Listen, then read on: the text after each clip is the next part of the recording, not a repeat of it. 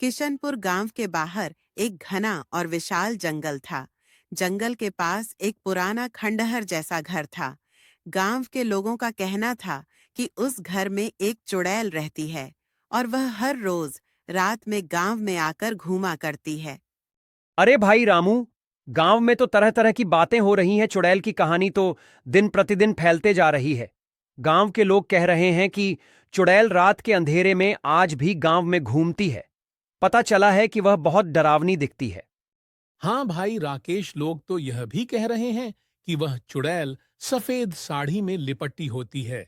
उसके लंबे उलझे बाल हवा में लहराते हैं और पैर पीछे की ओर मुड़े हुए होते हैं। चुड़ैल की डर से गांव के लोग सूरज ढलते ही अपने अपने घरों में बंद हो जाते थे। गांव में लोग चुड़ैल के बारे में तरह तरह की बातें करते थे। लोगों के मन में चुड़ैल का डर बहुत ज्यादा बढ़ गया था। अजी, सूरज ढल गया है। रात होने को आई है। सभी लोग अपने अपने घरों में बंद हो गए हैं। आप भी घर से बाहर मत जाइएगा। अरे हाँ हाँ, ठीक है। मैं घर के बाहर नहीं जाऊंगा, मुझे मरना नहीं है। रोज रात होने पर चुड़ैल गांव में आती और गांव के सभी लोगों को डराती। उसके आने पर डरावनी आवाजें गांव में गूंजने लगती थीं। लोगों को उसकी आहट और पायल की छनछनाहट साफ सुनाई देने लगती थी। सुनिए जी, क्या आपको भी पायल की आवाजें सुनाई दे रही है? हाँ, मीरा, पायल की आवाज तो मुझे भी सुनाई दे रही है। लगता है चुड़ैल गांव में घुस आई है। जल्दी से खिड़की दरवाजा लगा लो। यह सिलसिला बहुत दिनों तक चलता रहा। एक दिन की बात है जब गांव का एक व्यक्ति मदन को घर लौटने में शाम हो गई और गांव में सभी लोग अपने अपने घरों में बंद हो चुके थे। अरे, मैं क्या करूं? आज मुझे काफी देर हो गई। सभी लोग तो अपने घरों में बंद हो गए होंगे और चुड़ैल के आने का भी समय हो गया है। मुझे तो डर लग रहा है। अगर मुझे चुड़ैल ने देख लिया तो मैं क्या करूंगा? इतने में चुड़ैल अचानक मदन के सामने आ जाती है। बहुत दिनों से मैं इस गांव से खाली हाथ लौट जाती थी। मुझे रोज कोई नहीं मिलता था, पर आज तुम मिल गए। मैं तुम्हें ही आज अपने साथ ले जाऊंगी। इतना कहकर चुड़ैल मदन को अपने साथ अपना खंडहर ले गई। छोड़ दो, मुझे जाने दो। मैंने तुम्हारा क्या बिगाड़ा है? तुम मुझसे क्या चाहती हो? गांव में आकर तुम सभी लोगों को क्यों डराती हो? मैं किसी को नहीं छोड़ूंगी। मैं सभी को एक एक कर मार दूंगी। मैं भी पहले तुम्हारी तरह इंसान ही थी। मेरा नाम रीमा है। गांव के कुछ लोगों ने मेरे साथ बहुत गलत किया और मुझे मारकर इस खंडहर में फेंक दिया। तब से मैं चुड़ैल बनकर घूम रही हूँ। गांव वालों को पता था, फिर भी उन्होंने मुझे इंसाफ नहीं दिलाया। मैं सभी से बदला लूंगी, किसी को नहीं छोड़ूंगी। मदन को चुड़ैल की बातें सुनकर उस पर दया आ जाती है और वह चुड़ैल की मदद करने की सोचता है। सुनो चुड़ैल, तुम मुझे छोड़ दो। मैं तुम्हारी मदद करूंगा। मैं तुम्हारा साथ जरूर दूंगा। किसी ने मेरी आज तक मदद नहीं की। तुम क्या ही कर लोगे, तुमसे कुछ नहीं होगा। मुझे पता है तुम मुझसे बचना चाहते हो। अरे नहीं नहीं, मैं तुम्हारी मदद सच में करूंगा। किसी तरह चुड़ैल मदन की बात मान लेती है और उसे वहां से जाने दे देती है। मदन गांव आकर सभी लोगों को चुड़ैल की सारी बातें बताता है।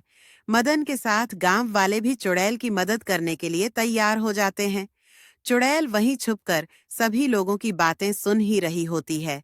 तभी वहां सभी के सामने आ जाती है और बोलती है, तुम लोग अगर मेरी मदद करोगे तो मैं तुम लोगों को नहीं सताऊंगी। मुझे कुछ लोगों ने खंडहर में मार दिया था। तब से मैं उस खंडहर में कैद हूं। मुझे मुक्ति चाहिए। मुझे ऐसी जिंदगी नहीं जीना है। मैं जिंदगी भर कैद होकर नहीं जीना चाहती हूँ। ठीक है, तो हम लोग तुम्हारी मदद जरूर करेंगे, लेकिन हम लोग उसे पहचानेंगे कैसे? मैं तुम्हें उन लोगों के बारे में बताती हूँ। चुड़ैल उस व्यक्ति की पहचान करवाती है जिसने उसे मारा था। गांव वाले उसकी खोज में लग जाते हैं। किसी तरह वह आदमी मिल जाता है। तुम लोगों ने रीमा को क्यों मारा? तुम्हारी वजह से ही रीमा चुड़ैल बनी। तुम्हारे कारण ही गांव वाले इस चुड़ैल से डरते रहे और चुड़ैल सबको डराती रही। अब तुम्हें चुड़ैल नहीं छोड़ेगी। मैं तुम्हें नहीं छोड़ूंगी। तुम्हारी वजह से ही मैं इतना भटकी हूँ। आज तुम्हें मारकर मैं अपना बदला पूरा करूंगी। चुड़ैल उसे मारकर अपना बदला पूरा करती है और वह मुक्त हो जाती है। उस दिन के बाद गांव से चुड़ैल का डर खत्म हो जाता है और गांव वाले खुशी खुशी अपना जीवन व्यतीत करने लगते हैं। गोपाल नाम का एक व्यक्ति अपने परिवार के साथ हीरापुर गांव में रहता था। उसके परिवार में उसकी पत्नी, 2 बच्चे और वे रहा करते थे। अपना गांव तो बहुत छोटा है। मुझे यहाँ कोई अच्छा काम नहीं मिल रहा है। क्या करूं? हाँ जी, ऐसे में हमारा घर कैसे चलेगा? मुझे तो चिंता हो रही है। पता नहीं आगे काम मिलेगा या नहीं। अजी, यहाँ पास में ही एक और गांव है। क्यों ना आप वहाँ काम ढूंढने जाओ? मुझे लगता है वहाँ आपको काम मिल ही जाएगा। हाँ मीरा, तुम सही कह रही हो। मैं जल्द ही वहाँ काम ढूंढने जाता हूँ। अगले दिन गोपाल पास के गांव में काम ढूंढने निकल जाता है। सेठ जी, मुझे यहाँ कोई काम मिलेगा क्या? मैं मन लगाकर काम करूंगा। हाँ भाई, काम तो तुम्हें मिल जाएगी। क्या तुम लकड़ी का काम कर लोगे? हाँ सेठ जी, मैं कर लूंगा। मैं कोई भी काम मन लगाकर करता हूँ। आपको कभी भी शिकायत का मौका नहीं दूंगा। तो फिर ठीक है, तुम कल समय से काम पर आ जाओ।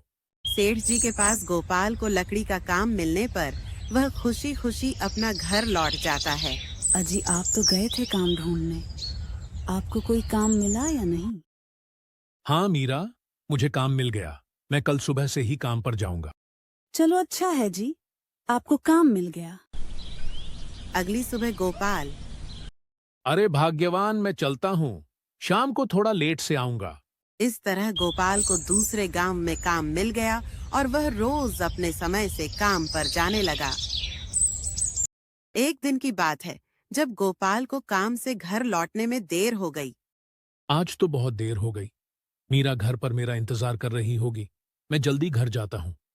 उतने में गोपाल को एक आदमी बैलगाड़ी से आते दिखा। अरे भाई सुनो, तुम किस तरफ जा रहे हो? मैं हीरापुर गांव जा रहा हूँ। क्या तुम मुझे छोड़ दोगे? मैं भी वहीं जा रहा हूँ। आज मुझे घर जाने में थोड़ी देर हो गई और रात भी होने वाली है। हाँ क्यों नहीं, आओ मैं तुम्हें छोड़ देता हूँ। इतना कहकर वह आदमी गोपाल को अपने बैलगाड़ी में बैठा लिया। गोपाल को यह मालूम नहीं था कि वह कोई बैलगाड़ी वाला नहीं, बल्कि एक चुड़ैल है। कुछ दूर चलने पर वह आदमी चुड़ैल का रूप ले लेती है। अरे यह कोई आदमी नहीं, यह तो एक चुड़ैल है। अब मैं क्या करूं? मुझे इससे किसी तरह बचना पड़ेगा। यह सब देख गोपाल डर गया और जोर जोर से चिल्लाने लगा। उतारो, मुझे छोड़ दो, मैं तुम्हारे साथ नहीं जाऊंगा।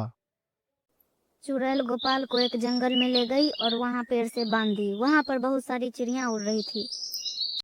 अरे यहाँ तो बहुत सारी चिड़िया हैं।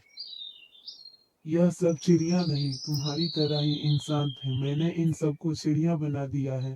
तुम भी इसी तरह चिड़िया बन जाओगे। मैं तुम्हें भी कल रात चिड़िया बना दूंगी। मुझे चिड़िया का मांस बहुत स्वादिष्ट लगता है। इतना कहकर चुड़ैल वहां से चली जाती है। माँ, पापा कब आएंगे? आज पापा को आने में बहुत देर हो रही है। हाँ बेटे, देर तो हो रही है। तुम्हारे पापा कभी इतना देर नहीं किए। मेरा मन घबरा रहा है। रात भर इंतजार करने के बाद गोपाल की पत्नी दूसरी सुबह गांव के सरपंच के पास गई और बोली, सरपंच साहब, मेरे पति पास के गांव में काम करने जाते थे। रोज वे काम करके आ जाते थे, पर कल रात से वे घर नहीं आए। कृपया करके आप मेरे पति को ढूंढने में मदद करें। ठीक है, मैं और गांव के कुछ लोग जाते हैं गोपाल को ढूंढने। इतना कहकर सरपंच और गांव के कुछ लोग गोपाल को ढूंढने के लिए निकल गए। वे ढूंढते ढूंढते किसी तरह गोपाल तक पहुंच गए। अरे गोपाल, तुम यहाँ क्या कर रहे हो? और तुम्हें यहाँ इस तरह किसने बांध रखा है? साहब, मुझे बचा लीजिए। मुझे एक चुड़ैल ने बांध कर रखी है। आज वह मुझे चिड़िया बनाकर खा जाएगी। कुछ कीजिए सरपंच साहब। अरे ठहरो, मैं कुछ सोचता हूँ। मैं तुम्हें कैसे छुड़ाऊं? चुड़ैल ने देख लिया तो सब गड़बड़ हो जाएगी। रुको, मैं तुम्हारी रस्सी खोलता हूँ। धन्यवाद, पर मेरी तरह यहाँ कई लोग इस चुड़ैल के चंगुल में फंसे हैं। मैं उसे भी छुड़ाना चाहता हूँ।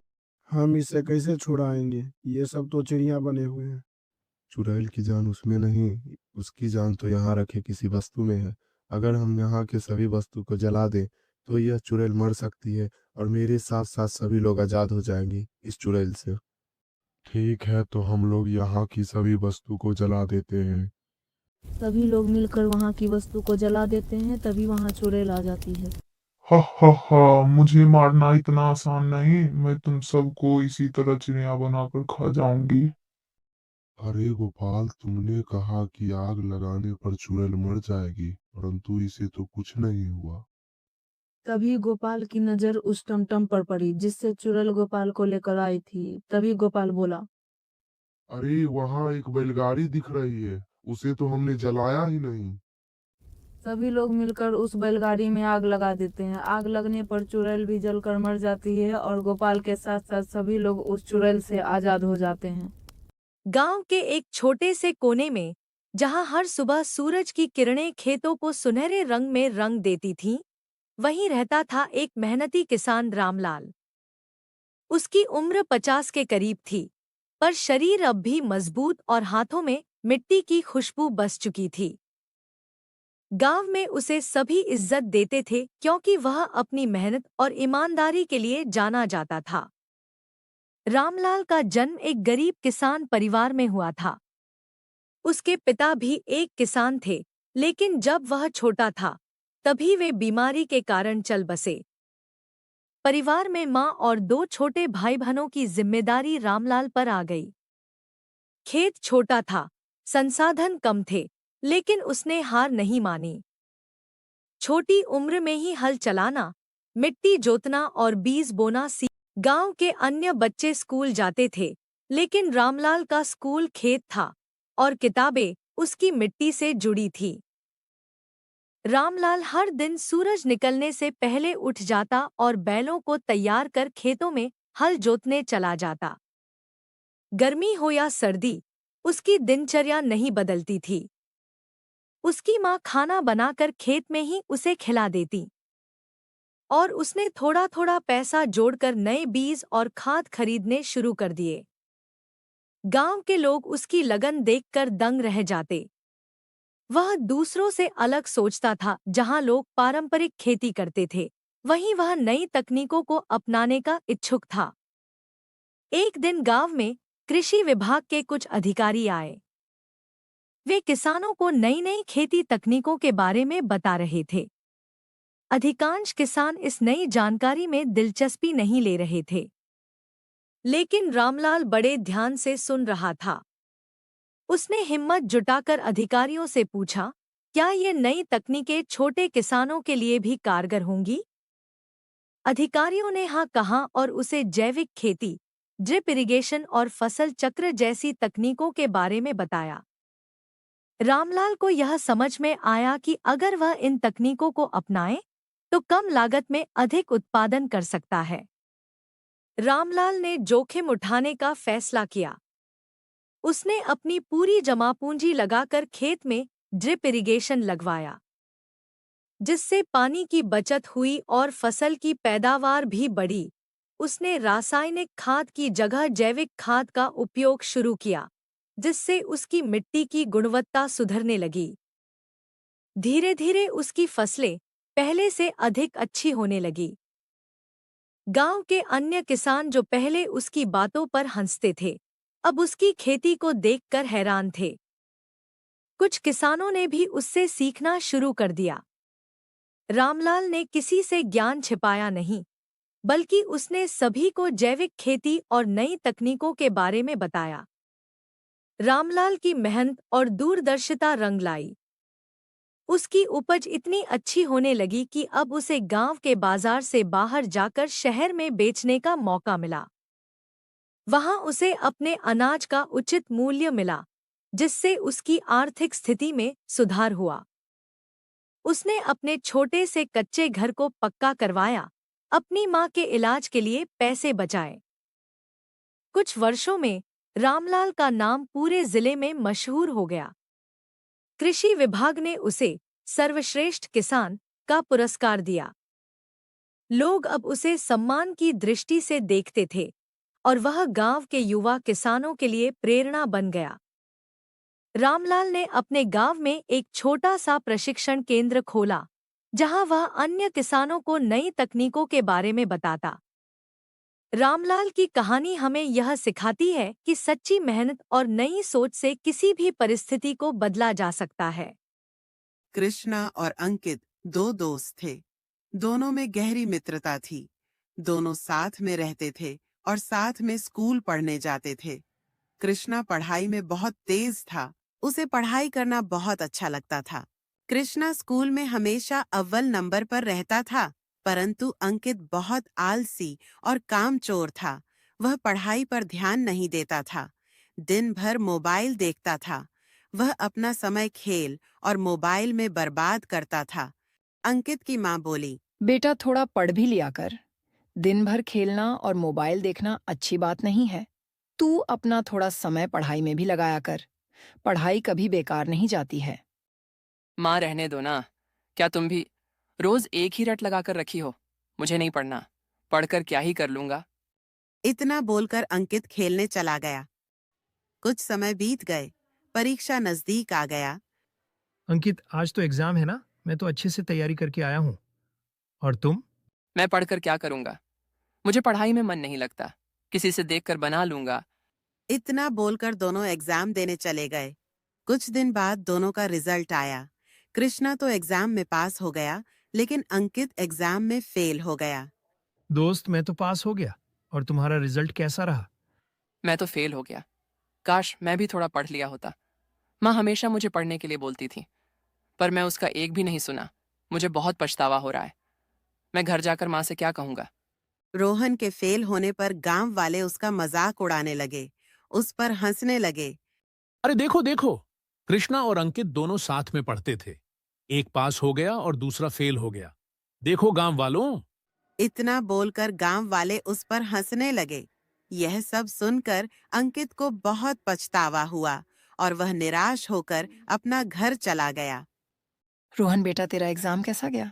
माँ, मैं एग्जाम में फेल हो गया। मुझे माफ कर दो। मैं अब से मन लगाकर पढ़ूंगा। उस दिन के बाद मोहन मन लगाकर पढ़ने लगा